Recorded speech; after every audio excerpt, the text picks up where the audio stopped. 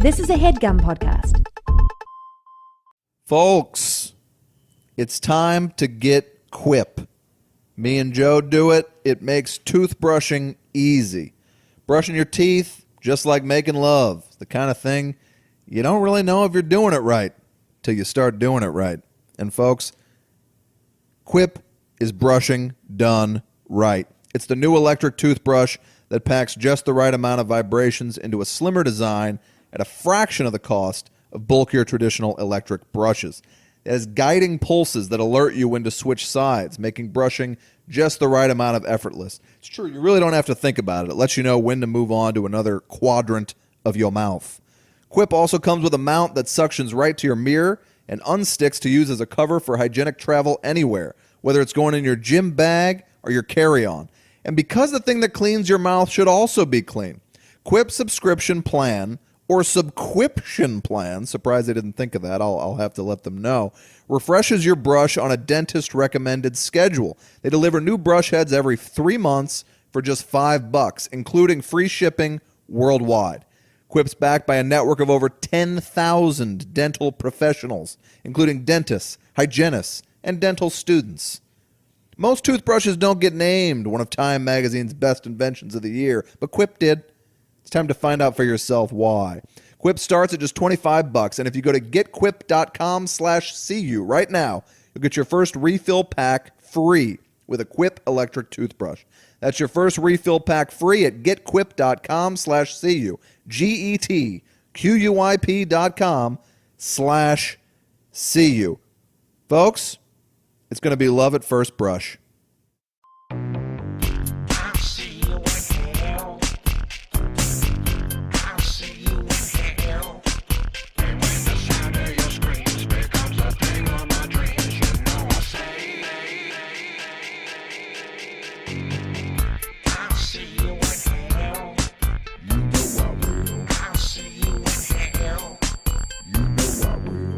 Folks, welcome to We'll See You in Hell.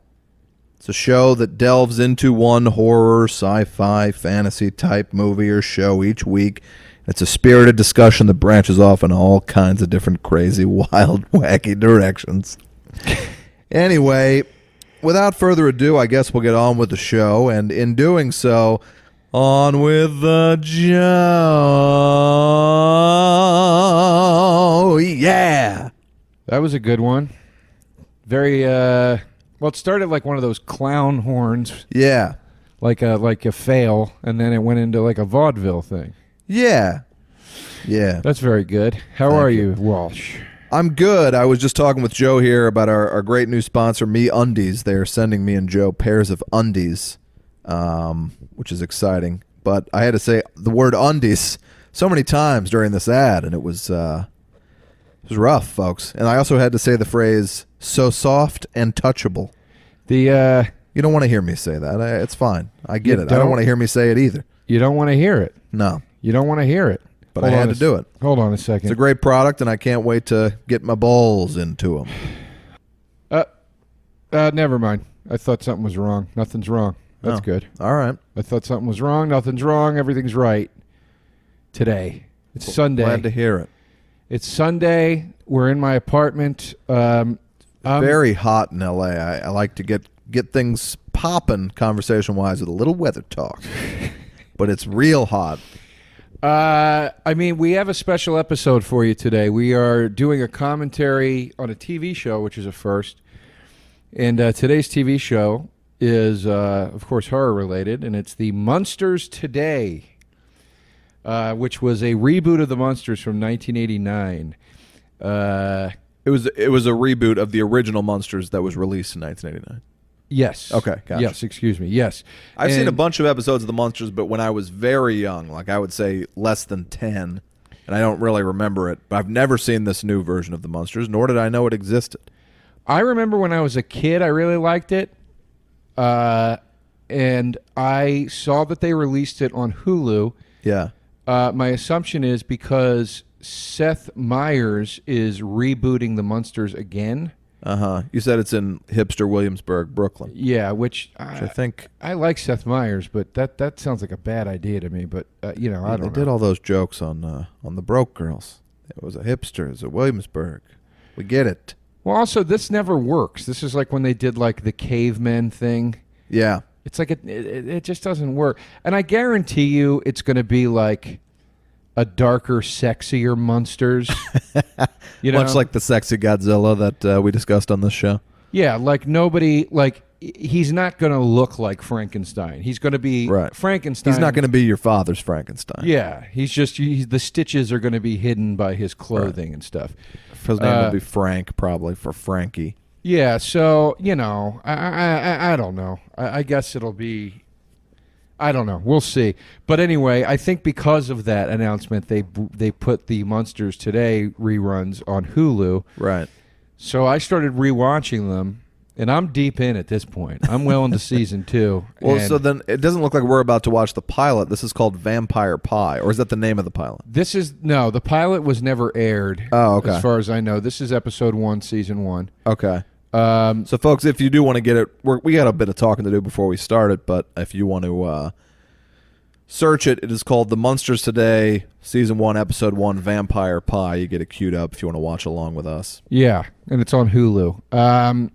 And we also have the Hulu that's commercial-free, so... Yeah, right. This is going to go 21 minutes straight on our end, so keep that in mind on your end. And you can just pause it, folks. Yeah, we'll count it off when we're ready. I've also heard they're inserting ads into our old episodes, which is awesome. But they break up the commentary sometimes. So, it's a little annoying, I know, but the easiest solution is just to pause both at the same time when you hear an ad fire up. And hopefully they won't do that anymore. We've requested that they not do that. Yes. So, okay. So let's get on with the other stuff we got to do before we get into it, because we got a new segment today we're going to get to. Yes. But first off, Pat's Movie Corner. What do you got, Walsh? I've been very busy, but I watched most of the season of Glow and, the Gorgeous Ladies of Wrestling show. And while I'm not, like, yucking it up at it, laughing a lot, it's a very entertaining show. It's shot great 80s music. The ladies are gorgeous. It's called The Gorgeous Ladies of Wrestling. Mm-hmm. And it's just got a nice, fun, funny vibe. My one grievance with Orange is the New Black is that I like it, but I think it should have been a half hour. I find I'm struggling near the end of the season to get through. Glow is basically your half hour Orange is the New Black. Bunch of funny characters. Mark Maron is great in it. Alison Brie is really great in it. And I love it. Good. I love entertaining show. I love Maron, and I'm happy to hear that he's on a cool new show. I haven't watched it yet. Yeah, it's as good as he's been as an actor. He's a good actor. Yeah. I agree. So you started watching Glow. I watched some classic stuff here. Kojak the Night Stalker, which I'd never seen. It's a TV movie from the, I guess, late 70s, starring, what's his face? From Christmas Darren Story? McGavin. McGavin, yeah. As Kolchak. That role was written for and offered to and almost played by Jack Nicholson. The role of the dad in Christmas Story.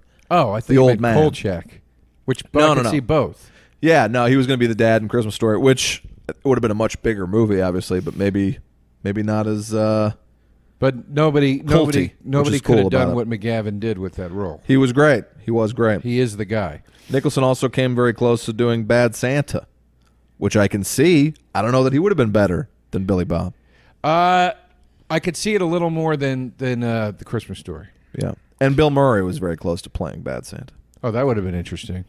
Very dark for a Murray character. Yeah, that's a role that I think would have been very different regardless of who played it, but they got the right guy in my opinion. But I found the double feature of Kolchak the Night Stalker and the Night Strangler at Amoeba Records for a cool $18 used, but then I checked online and it's selling for like $40 used online. So I got a deal. A honey of a deal.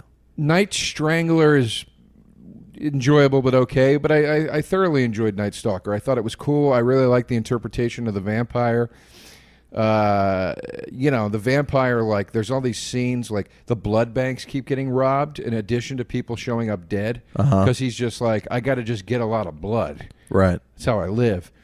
So there's like a scene where they catch the vampire robbing the blood bank, and all these cops are trying to stop him, and he's just like throwing cops through windows and shit, like he just I was like, that's a cool take on this. Like, that's how a normal guy with vampire powers would just rob a place. Yeah. So I enjoyed it. McGavin is charming as ever. And it's a funny film, and it's got some creepy parts. I liked it. I liked it quite a bit. So I want to get the TV show now, which I've never seen. The movie came first, you're saying? 2 movies, which they're essentially the same movie. The Night Strangler is not a vampire, but it's a creature that needs blood to survive or something. Then why waste Strangler? Like, why? It's weird. It's almost like creature. And Night Strangler just sounds like Jack the Ripper. It's almost like It's almost like this network thing. My assumption is it's some network thing where they're like, well, the first one was great, but we want you to prove yourself again. Remake the same thing. Right. And then we'll give you a show. And then the show only went 20 episodes anyway. But yeah. But anyway, I would like to see the entire show now, and I enjoyed it. I still have not watched Grosse Point Blank. I'm sorry. Jesus Christ. I've been away. I was in. You think I like showing people my movie rack with this giant gaping hole in the G's? Just calling out. I know you don't like that. No, I don't. Neither of us have seen much. I think the only other thing to discuss for this segment is Twin Peaks. Am I right? Twin Peaks, yeah. I mean, I'd say spoiler alert, but if you're not watching it, you're probably not going to watch it. Let's be real. It's been a frustrating ride with some huge highs. Yes. But essentially, I think we can say this without saying it. They've kept a truly beloved character from the Twin Peaks universe kind of at an arm's length the entire season. And now that he's finally getting back to the character that you love, which happened end of episode last week, I learned that tonight is the finale. So the entire run of the show, except for the finale, they keep this guy not what you want him to be. And I get that David Lynch is clearly into fucking with people, but it almost feels a little cruel looking back over the season with like what he made people put up with. I don't think it had to be like that, but I've seen some reviews of this thing that are making me think I should watch it again. They're saying there's tons of stuff you missed, and I'm sure there is. Well, I will say in the last 2 episodes so far this season, they started tying up a lot of loose ends. They started clearing up a lot of the air, and I had a lot of okay moments. So I was like, all right, maybe I need to rewatch this, and like, it's a different experience. I also realized too that had everything just been the way I wanted it to be from the beginning, it probably would have gotten kind of stale or boring. Stale Cooper. I also realized that something I thought was interesting. It's an exact reverse of the first season. The first season starts very small and gets crazier and crazier. Right. This one starts insane and gets smaller and smaller until finally all roads lead back to Twin Peaks. Yeah. So I appreciate that. And I said to Pat earlier, I have a hunch this is sort of a slow setup for another season. I think so, too. I might be wrong. I don't know. Now, let me ask you, Joe. So when Grace Zabriskie, who is her mother, she also played Susan's mother on Seinfeld, yes. 2 like just classic TV roles for this woman. Yeah. Very intense actress. So, yes, there's an episode where, mild spoiler alert, but not really, she essentially takes her face off to reveal like the universe inside of her face. right. This is revealed to not be a dream sequence and actually happens to other people throughout. So this was not... Twin Peaks was always nuts. I don't recall things like people opening their face to reveal a portal to another world. Well, she's a plant, like Laura Dern's character. They said in the last episode that Laura Dern's character, they were like, you're not you. You're a plant. We grew you. And she's like, yeah, I know. Right. So apparently the Black Lodge is putting like these doppelgangers out there. Okay. In several places. That's right. So something's going to happen. But the doppelgangers go out to enjoy a Bloody Mary, are we to believe? I think the doppelganger's job is to be a decoy. Okay. So it's like business as usual. Go around town, be the crazy lady everybody thinks you are. Right. Drink in the bar, smoke your cigarettes, and if anybody gets out of line, you take care of it, which she does. Okay. So that's how I took it. This helped me already. I'm glad we discussed this because I was left pretty baffled, and I haven't read any of the fan theories and shit. But I will say this: I was giddy last week. Yeah, it was great. When things started coming together, I was giddy when Audrey Horne danced to the original Twin Peaks music. Yes. And thank God, because her story that's what I'm kind of thinking. Her story was the worst storyline in television history. It's Audrey Horne arguing with a dwarf husband about whether or not they're going to go out or not. And it goes on for like 6 weeks. 1 week felt like about half the episode. I did find it very Twin Peaks, though. Right. I hated it. It was the worst. It was even worse than the installing Venetian blinds storyline that they did in the original TV show. And I hated it so much. And then at the end, when I was like, I can't look at these two anymore. This is infuriating me. Then she breaks out the dance and starts dancing. Then just as I was getting tired of this other character not coming around, he comes around. And the first thing that happens is the guy he's talking to says, finally. I think David Lynch is saying, like, he's toying with your expectations. What other, just spoiler alert, what are you referring to? What other character? Oh, the main. I mean, we can we just say it for Christ's sakes? Dale Cooper. It's Cooper. They keep him in essentially a coma, and he's not himself, and then he comes around at the end of the second to last episode. I was off the couch when he jumps out of the bed, pulls the tubes out, and the guy goes, "You're awake." Yeah. And he goes, 100%. Like, I was like, and then they start playing the Twin Peaks theme. I'm getting chills. Yeah. And he goes, should you call the FBI? And he goes, I am the FBI. He's like right back in as Cooper. Right. I also enjoyed that he understood everything that was going on when he was in that catatonic state. Yeah. He wasn't another person. He just knew he was trapped and he couldn't communicate, which explains why he was able to like solve the insurance issues and all that stuff. So I thought that was all really cool. And I also like that at the end of the episode, Audrey Horne seems to wake up in another place. Yeah, that was wild. Possibly a mental institution. And I'm like, okay, so this story with her and her husband is like in her head maybe. Yeah. By the way, Billy, I think, is the guy in the jail cell that has the blood constantly coming out of his mouth. Yeah, he was on the Best Show this week with Tom Sharpling. He was the guest. What is he like in real life? It was just super nice, you know. David Lynch was just like, I want you to play this part. It's a revolting character. It is. He said his wife can't watch it. It's disgusting. Yeah. And it's not blood coming out of his mouth. It's like black shit. Yeah. Oh, it's gross. And the same thing that came out of that, in my favorite scene of this entire season, the passenger in the car when that fat woman rear ends them. And then the thing comes up and all that goop comes out of it. Yeah. That was my favorite scene of the whole thing. And that woman was a genius, that actress. The other weird thing that happened at the end of the last episode, which is curious, is a gray-haired man attacks another guy and goes, that's my fucking wife. Yeah. It looks maybe like it's Bobby from the back. Okay. And we do know that Bobby does have some envy about his, what's his girlfriend's name on the show? I can't remember her name. The waitress. But, you know, she's got that new guy, and he's clearly not happy about it, and their daughter's all fucked up. So I think maybe that's Bobby attacking that guy. Okay. I don't know. So I'm curious to see what happens tonight. Yeah, I mean, Heather, my fiance, and I have been watching it religiously, and she likes it perhaps more than I. And it was one of my favorite things. She got super into it and the new season. She's gone till Tuesday. I can't wait. I'm going to have to watch it tonight. Wyclef song. Yeah. So my decision is, do I say, hey, I haven't watched Twin Peaks yet. You want to watch it? Hit play, and then just sit through it a second time? No one's the wiser? I think that's... Or do I come clean and be honest? You just wait and you watch it with her. It's 2 days. days. I'm going to watch it tonight. It's going to be ruined for me. Ruined. Well, don't go on the internet, Pat. But I like the internet. I'm just safe there don't read and comfortable. You got to... It tells me news and gives me validation. I would wait to watch it with your lady. That would be a very special experience for the two of you. Yeah, you're right. But then, sure Pop enough, that cherry, so to speak. Oh God!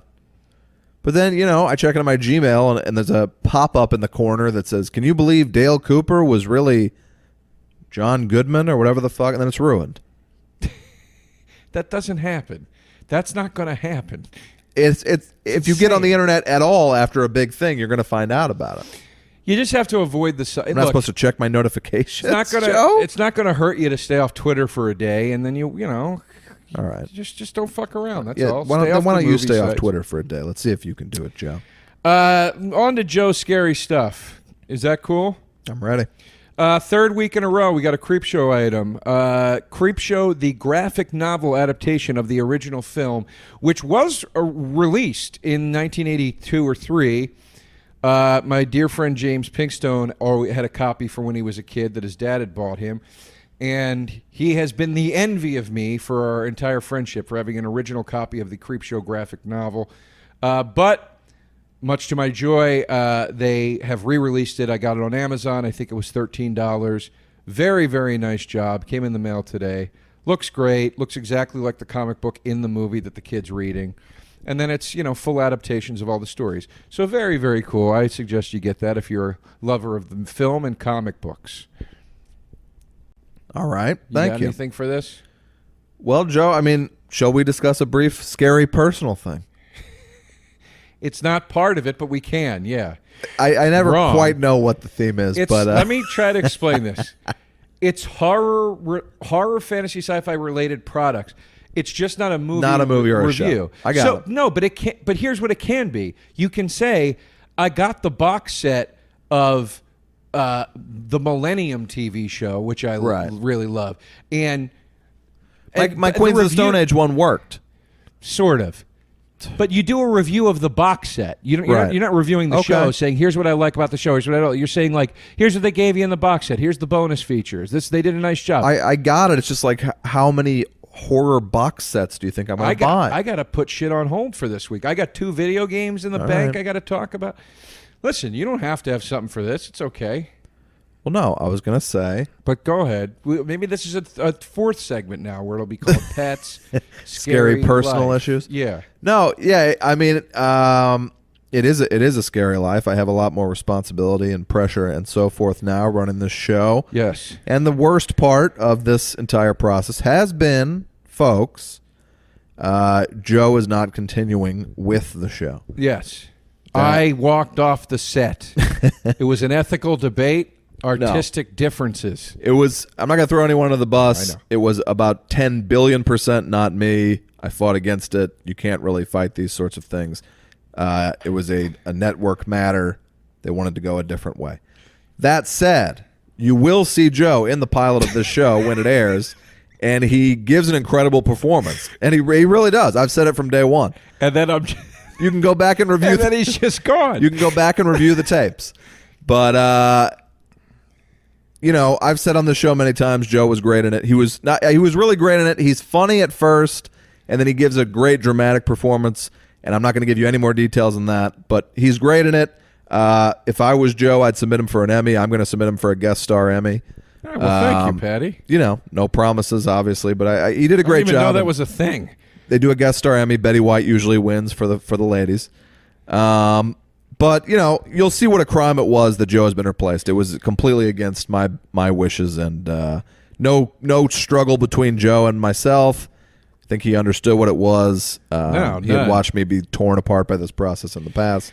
I said to Pat... And it continued. I said to Pat very early on, and maybe I am patting myself on the back.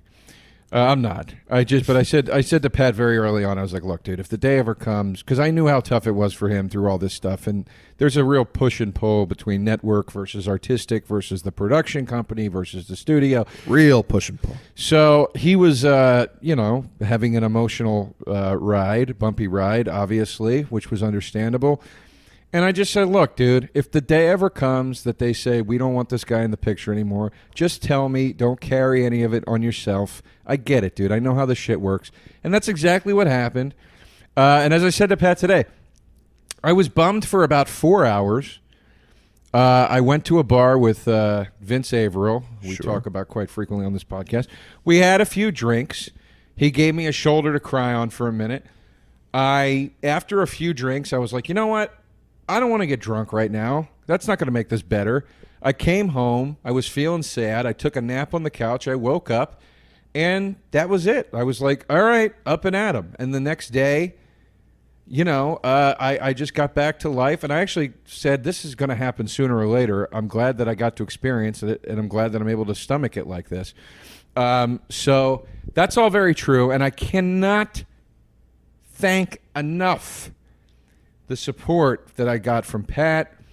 The entire cast reached out. Yeah. Every single person reached out to me. First and foremost was Sarah Gilbert. Yes. She's a lovely woman. Roseanne fame, who I was awestruck just to be working with. And as soon as I got the news, I got a text from Sarah like an hour later. Yeah. Which she didn't have to do. And, but Jay... Well, you were loved by the cast. I mean, what shocked me was that Joe's firing wasn't an interpersonal issue, because I assumed he would be in a fist fight or a screaming match or something day one. So I get the call that he's gone. I was like, oh, Joe sent a threatening text. Maybe a leering DM to someone in the cast. But no, the whole cast loved Joe, and we're all kind of baffled. And, it's a sad thing, on. But I made some great connections. I made some great new friends. I got paid to do a TV show. Yeah, and you'll see him in the pilot of the show that'll hopefully be around a long time. Yeah, I had a blast. Yes. And I'll get that sweet residual money from that pilot. You will. There was one other, Cameron Manheim, just lovely. Lindsay. Yeah. Everybody was really great. But there was one, of Galecki and Andrew, and everybody was really great and supportive and wonderful, and I'm appreciative for it. Krumholtz, of course. I said Krumholtz. Yeah. But there was one other thing regarding this that I thought was funny that I wanted to tell you, and now I can't remember. So that brings a close to Pat's scary personal issues. Yeah. Onwards and upwards. We had our first table read Friday. It went great, and I can't wait for you guys to see the show. That means you'll also see the Joe. Yes. Last but not least, we teased a new segment this week. You know what? Let's save this for during the Munsters, because I don't think we're going to be glued to this fucking thing. Yeah, we can pop this off. Let's get started. We're going to do a news segment every week now where we just kind of discuss like some horror-related news story, right, or something. This week we'll be talking about... Well, I'll wait. I don't need to tease it. In the meantime... Put it in. Here we go. 1, 2, 3, play. Here we go. 1, 2, 3, play. And we're into the Munsters Today. Holy shit. Now, this is the theme song. They're all dancing on the couch. Yeah. John Shuck. Yeah, who... Well, we'll talk about who he is in a minute. I want to make sure that I don't talk over a very important part of this song, because I want to hear Pat's genuine reaction. Okay. All right, here it comes. It's coming up here. Hold on. I'm going to be quiet. All right. I'm listening. Whoa.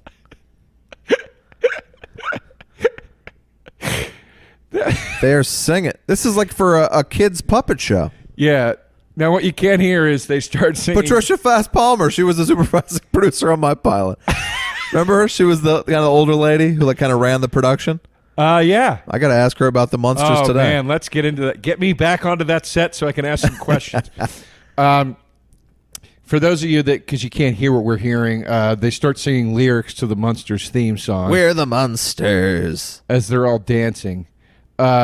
These jokes are... I mean, it's, Oh, boy. One of the jokes that said, why bother to dust the house? You just have to do it over again in another 50 years. And then you find out she's dusting the cobwebs off, so the cobwebs shine. Is the plot of this that Herman Munster, Frankenstein, is closeted?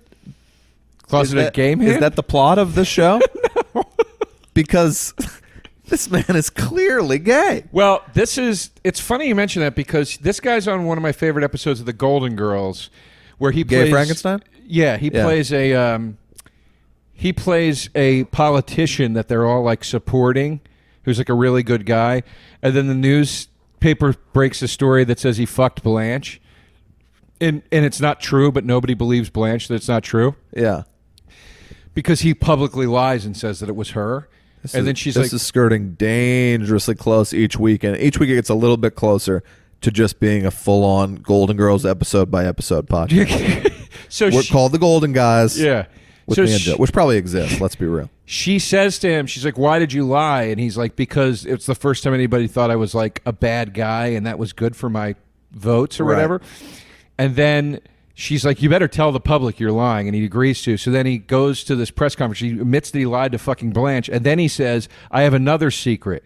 For the first 40 years of my life, my name was, I went by common housewife, Bernadette Arabaducci or something like that. Like, sounds like a typically grounded ep of the Golden Girls. And then the last joke is Sophia goes, I told you something. I knew he had a secret. And Dorothy goes, Mom, how could you have known that? And he goes, look at his nose. Of course he's Italian. Freeze frame, cut to credits. Yeah. Whoa, they're feeding a dragon? Yeah, that's the dragon.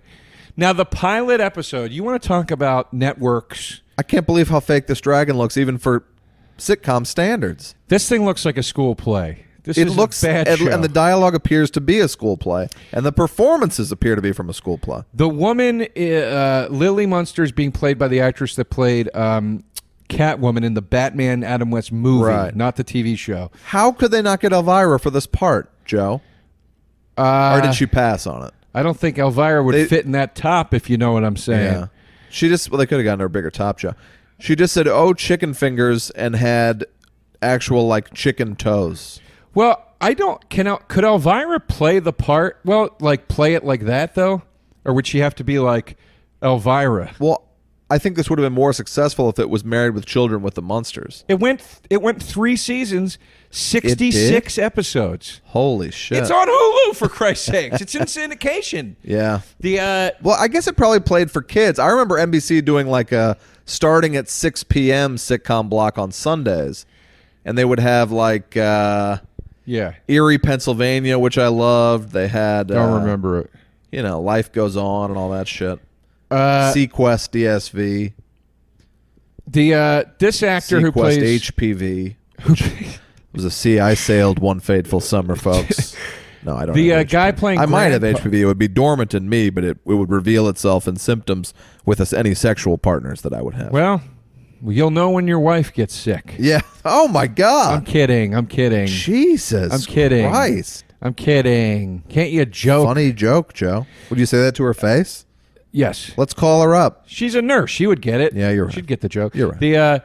The guy that plays Grandpa... She's also not a nurse. She's a physician's assistant. All right. She's a doctor. Yeah. Can I get this goddamn useless fact about Grandpa out of my mouth? But I can't. I couldn't have let that pass if Heather hears this. Why didn't you tell him I'm not a nurse? Not that there's anything wrong with being a nurse. Folks.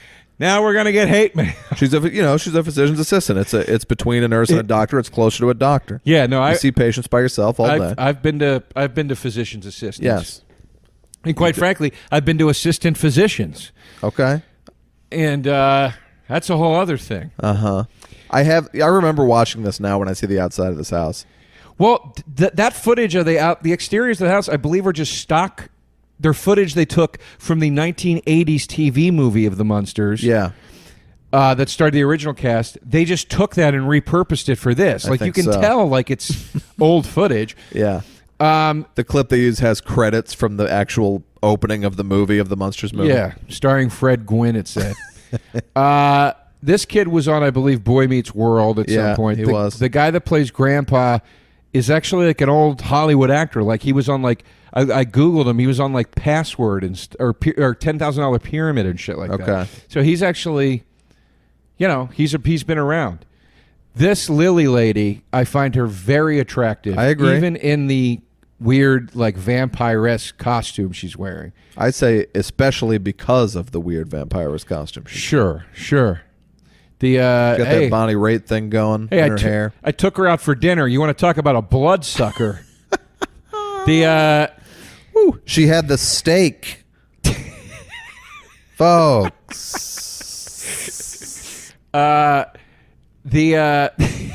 So now the plot of this episode is that Herman is serving food to the family. He's becoming a cook for some reason. And obviously he's going to be really bad at it. Listen to this music, and I mean, this just is a disaster. Now, what makes you think that Herman is coming off as a latent gay man? Joe, What? the performer. It's Fred Gwynn in a mask. Not Fred Gwynn. Who am I thinking of? John. Who's the guy? No, who's his name? The guy that the plays guy Alec Baldwin does? Tony Bennett? No, the guy Donald Trump. Paul Lynde. Paul Lynde. That's right, folks. Paul Lynde. I mixed him up with Fred Gwynn because of the Munsters. I think he's trying to do a variation of Fred Gwynn. They're all doing sort of impressions of the original cast. Yeah, I guess so. Well, and Fred Gwynn is sort of like, he's very handsy and not inappropriate with women handsy. Right. I just mean like he's like, he's always like shaking his hands around and being, what's that called? What's that? Effeminate. No, that's not what I was going to say. I was going to say demonstrative. That's not the right term. When you're always demonstrative, gesturing with your hands. Yeah. He's always gestating. Okay. That's what I was trying to say. So, I mean, look, the brain's not been good lately. No. That was hard to watch. What was that? The gestating? Yeah. Yeah. So now, Why is Grandpa wearing a medal? that's the original costume. That's like the okay. Dracula amulet. All right. He was also just doing a Godfather impression, I believe. Yeah, I think so. Pat, He's got that Paulie Walnuts hair. Let's wait, hold on. I want to hear this joke. Hold on. There you go. There's a joke. My wife was the greatest cook of her day. Anybody who ever tasted her Transylvania surprise never lived to regret it. These are jokes that I think they literally yanked out of like a spooky jokes for Halloween book. Or like that a you get Laffy Taffy for Halloween special edition. This audience is laughing like at gunpoint. They sound scared. This writing staff rated a Spencer's Gifts, came out with a script. This is what I was going to say. So this show, you want to talk about a network complicating things unnecessarily with notes. The pilot of this, which is not on here. Yeah. I read the synopsis of it online. They go into a sleep chamber that Grandpa creates, right? Uh-huh. Now keep this in mind. This show takes place literally 30 years after the original show. Right. Okay? He sets the timer in the thing for 30 minutes. Right. It gets knocked. What do you think happens? Somebody 30 knocks. years. No. Timer gets knocked to forever. Okay. Then some real estate agent 30 years later exactly comes in and bumps into it and wakes them up. Why? Why wouldn't it just be 30 years? Yeah, right there. That was just my first instinct. Yeah. So there you go. They would have called me. They would have had a show on their hands. Anyway. I was 9, but I could have done it. Yeah. Let's get into our new segment, Pat, and we'll come back to the Munsters. All right. Because this has got about a hot 11 minutes left, which is Yeah. going to feel like a fucking eternity. Yeah, this is rough. Our new segment is as I said, a news segment. We're going to just discuss a story or two Right. about stuff going on in movie news, fantasy, sci-fi, horror. And this is the story that jumped out at me that gave me the idea for this segment. I was reading on movieweb.com, so that's where the story is coming from, that the premiere of Jeepers Creepers 3 was shut down. By the way, folks, one of our best episodes, I would say for sure, is Jeepers Creepers. Go back and give that a listen. I agree. It was shut down. It's not happening. It was canceled, rather, because there was so much protesting about Victor Salva, the writer-director's past. The convicted pedophile who has been directing steadily for about 30 years. Now, look. Often funded by Francis Ford Coppola. Here's my thing. I obviously don't agree with the fact that he's a pedophile. Right. I don't approve. He went to jail. He served his sentence. He has been in therapy since. He has worked on himself, supposedly. He has not repeat offended. He has admitted that he had a problem, and he has apologized. So if we're going to be progressive people, which most progressives believe, criminal activity of any sort comes from some sort of psychological off balance, or you're environment putting you into a very unfair situation. So if we're going to believe in either of those circumstances, which I don't think environment applies to pedophilia. No. So we'll take the psychological route here. Why can't he go on with his life? Environment could, I assume. Well, yeah, but why can't he? Well, for the offender, I mean. Right. Well, I guess growing up, yeah. So I don't know. Maybe he was molested, and maybe he's fucked up. But why can't he go on with his life at this point? He did his time. What are you supposed to do? Like you're just supposed to be blackballed for the rest of your life because you made a horrid mistake? Like if the argument is, I'd choose a different word than blackballed first. Well, because he is working. For this discussion. No, because we're talking about pedophilia. But and we often are on this show. I mean, the easy thing for me to say here is that Joe is taking a pro-pedophilia stance when he has clearly said that he is not. But I don't know. Well, you know that I'm not, right? Yes. No, I know, Joe. Oh, okay. That's the kind of crime to me where it's like, if he was in jail forever, I'd be fine with that. Well, that's what I was getting at. But he's not. He's out. That's a different argument. He served his time. If the argument is a pedophile should serve a greater sentence, okay, then fine. Let's discuss that. Sure. But if the law says this is what the sentence is, the guy does it, then he amicably goes into therapy and tries to fix himself of this issue and doesn't offend again, then why, well, he's got to work. Like, I don't understand. You know? And nobody's protested his other 8 fucking movies he had since then. That's true. Seems like a I think it's just we're in a protesty age. Yeah. So it's getting more. But he's been a convicted pedophile since Powder, since everything. Yeah. This happened in the 80s or something. So I don't know, folks. If you're going to do this, then, where's everybody protesting Rolling Stones concerts because Mick Jagger fucked Mackenzie Phillips when she was 16, and John Mackenzie, or whatever her dad's name is, or John Phillips, whatever the fuck, was banging. I mean, this is a story. It's in the books. Right. It's in the autobiographies and shit. Was banging on the door saying, "Can you not fuck my daughter, please?" And Mick wouldn't open the door. It's like nobody's protesting that. Nobody's protesting the slew of fucking half-naked 16 and 17-year-old girls that they parade around on MTV, the Music Awards every year. Not every year, but many years. It's like, come on, guys. Either we're doing this or we're not. It's either, and I just think that people pick very easy targets. And again, I'm not defending what he did. I'm defending the fact that he served his time. He has tried to fix himself. He has not done it again, and he's trying to move on with his life. And I just think it sucks that people seem to pick out the easiest target and go after it. Nobody gives a fuck about Jeepers Creepers 3. Nobody's going to get any backlash from the big powers that be in Hollywood or the entertainment industry for shitting on Victor Salva. Right. You might get some backlash from going after a Mick Jagger or somebody like that. And I'm not calling Mick Jagger a pedophile. I also understand it was a different day and age, okay? I'm not saying it was right, but it was a different time. Sure. So... And... it's a slippery slope here too, but there is, to me, a difference between whatever this kid was, 7 and 16. There's not. Neither is ideal, neither is good, neither is approvable. But it says he was. I don't know. I don't know how old the kid was. In 1988, he was charged with 11 counts of sexual abuse, found guilty of 4 of the lesser counts. Maybe that's what the anger is about, that he should have been convicted on all counts. So, okay, that would be a different argument. I think they just didn't want to bring a pedophile. Well, no, they let him shoot there. I remember that was an issue, too. They weren't going to let him use his locations that he had booked. Well, here's my question. Is this a theatrical release, or was it ever going to be? Yeah, no, limited theatrical release. Okay. And, folks, trust me, if anybody doesn't want to see Jeepers Creepers 3 hit theaters, it's me. I think the franchise is a fucking travesty. I hate it. Right. I'm a fan of the franchise. But where do you draw the line with that?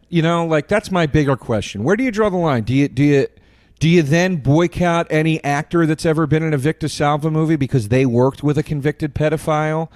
Do you boycott the studios for funding it? Do you boycott the investor? Do you boycott the producer? Where do you draw the line? Right. And I'm not saying that as a challenge. I'm really asking. I just feel like a lot of people think quite rightly there are probably in this apartment complex 10 aspiring great film directors. Why continuously award a pedophile? That's a fair There's point. a lot of people who would love the opportunity to direct a movie. And this guy's, I guess, got a sense of style, but it's not like he's Roman Polanski, folks. That's a fair point. Who also... That's a fair point, but I feel like that's not who's protesting this right now. I don't think young directors are out there going, I was up for Jeepers Creepers 3. No, they're not. They're not. I have a feeling it's a bunch of churchy types. Yeah, for sure. Although you don't have to be churchy to oppose pedophilia, folks. No, but it seems to be the only reason I say churchy types is because it always. Well, actually, hey, folks. Last I checked, the church was pretty cool with it. Yeah. Well. It's usually churchy people protesting movies, right? And I'm basing that entirely on the people that were screaming at me when I went into the theater to see the Da Vinci Code, which I was able to get right in on a Friday, opening Friday to see because people were so angry. It's a terrible movie. I like Da Vinci Code. Oof. I thought the second one was okay. The third one is terrible. Never saw the third. The second one put me into a coma. Now back to the Munsters. She's quacking now. They cursed her to be a duck. No, she's having an anxiety attack, and she quacks when she has an anxiety attack. Oh, my God. This woman is not funny enough to pull this bit off. No, I'm sorry. That's not what it is. I remember now the plot. The side effect, if you forget an ingredient in the Transylvania Surprise that he made, if you forget one ingredient, it turns a person into a duck. That's the plot. So she ate it, and she loved it, and now she's turning into a duck just by quacking. Just by remaining to be an attractive woman who just going quack, quack. Like every third sentence, she goes quack. Well, yeah. Yeah. He's also doing Paul Lynde. Well, he's really doing a Paul Lynde thing, but he's also kind of doing Grandpa from the original show. Now, here's what I don't get about this show. Now, you're an Addams Family or a Munsters guy? I was Munsters. Really? I think the Addams Family then and now is great. Both those movies are hilarious. I like the movies. Great movies. You couldn't have done it any better, I don't think. I got such a soft spot for Fred Gwynn. You're not going to... Sure. Well, I love My Cousin Vinny, as you know. We got the tag coming back. This is one last quick scene that sitcom people call a tag. Let's see what the joke is here. Okay. They're playing chess. Herman's mad that Lily won't play. This dialogue is death. Okay, here's the joke. Lily says, "Why do you?" She goes, "Oh my God." Lily goes, "Why do you want to play chess with me? I've won 106 games in a row." And then Herman goes, 105, and then that gets a laugh. That's a joke. He just got a laugh sitting down on the couch because it put some smoke up. I can't tell if there's a real audience in the show. No, there's not. Well, there's not. Or these people are held there against their will. I was positive in the first season there wasn't. When I got into the second season, I was like, I think there's a real audience there. Okay. There's real organic cheers for things. And like, I mean, if it's not a real audience, God bless the sound designer. He deserves an Oscar. Right. He should be doing like, but yeah. But no, I know. But I'm saying what I was getting at is like he should be the guy they get for like The Revenant. Sure. Okay. That's how good it sounded. Right. It's a long tag. Oh, now Frankenstein's about to fuck her. Yeah, they just did a dream date joke as she brought him up to the bedroom. That's disturbing. I don't want to think about these two banging around.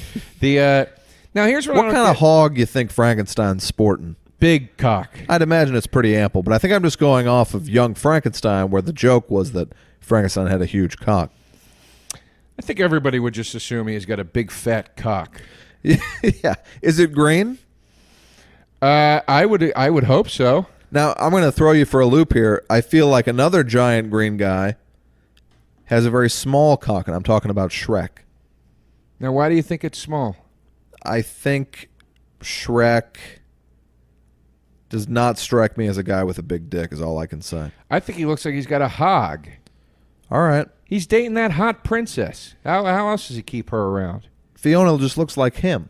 Well, she didn't at first. She changes into him because she loves it. Like him. That's right. Now, here's my question, and this is the last thing I'm going to say about the Munsters today. All right. Unless you have anything else. Unless we go hit that cheese store. Why do normal people see them? How are the Munsters? Why is it like The show? No.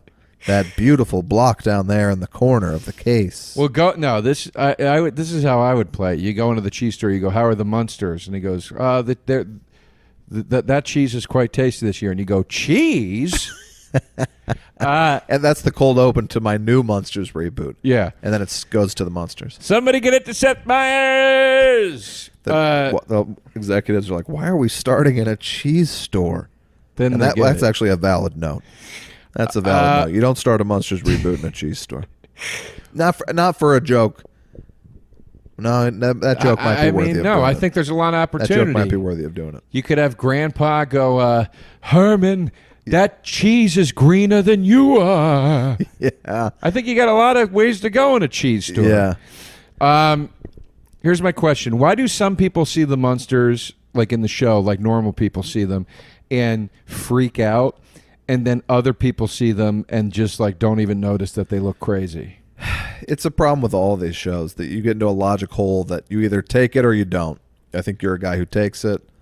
I tend to let it go. It's like when I'm watching Liar Liar, whatever it was at the beginning, a genie curse or something. Whatever it is, whatever stupid shit you have to do to justify the comedy, just get there quick. There's that movie where Jason Bateman and Ryan Reynolds both pee in the same fountain and swap bodies. It was a terrible movie, but at least the movie starts with them like peeing in a fountain. But I don't think get me there quick. You're not answering my question. What was your question? What I'm saying is I don't know what the hell that was a response to. That had nothing to do with what I was saying. I'm saying in the show, over the course of the Munsters TV shows, sometimes normal people see them and they just treat them like normal people, and then other times normal people see them and they're like horrified. All right. Well, there's no consistency. I was branching off into kind of other things, I guess, yes. Yeah, there's no consistency, so I don't understand. I see what you're saying. I just mean like the central gimmick of a show, but there is no consistency. I see what you're saying. That's all. Yeah, I got what you're saying. I think we both get what each other's saying because we're great at communicating. Folks, that's our Munsters episode, and I don't know. I'm not against revisiting a few more of these over the course of this show. I think that'll probably be it for me on the Munsters, but we'll be back. Also, folks, we told you we'd be every other week. We've been every week. We've been killing it. We've been killing ourselves for you. Yes. Don't forget that. Yeah. Don't forget that. Show a little appreciation. Show a little appreciation. Happy to be back with you again this week. Thank you to everybody that was in San Francisco for the shows last weekend. I had a great time. Thank you for being there. I will be in Washington, D.C. at the D.C. Draft House in September. And then at the end of the month, Kurt Brunneler and I will be in Vegas for Scoops Fest to do Emotional Hangs Live. And let us know if you want to live We'll See You in Hell where you're at, and we'll see if we can put it together. I am on Twitter and Instagram at the Patrick Walsh, and if you want to come to a taping of By the Book, it's in Burbank at Warner Brothers. Check online, get tickets. Those tapings are starting up very soon. Folks, that's all I got. I guess we'll see you next time, and we'll see you in hell. That was a HeadGum podcast.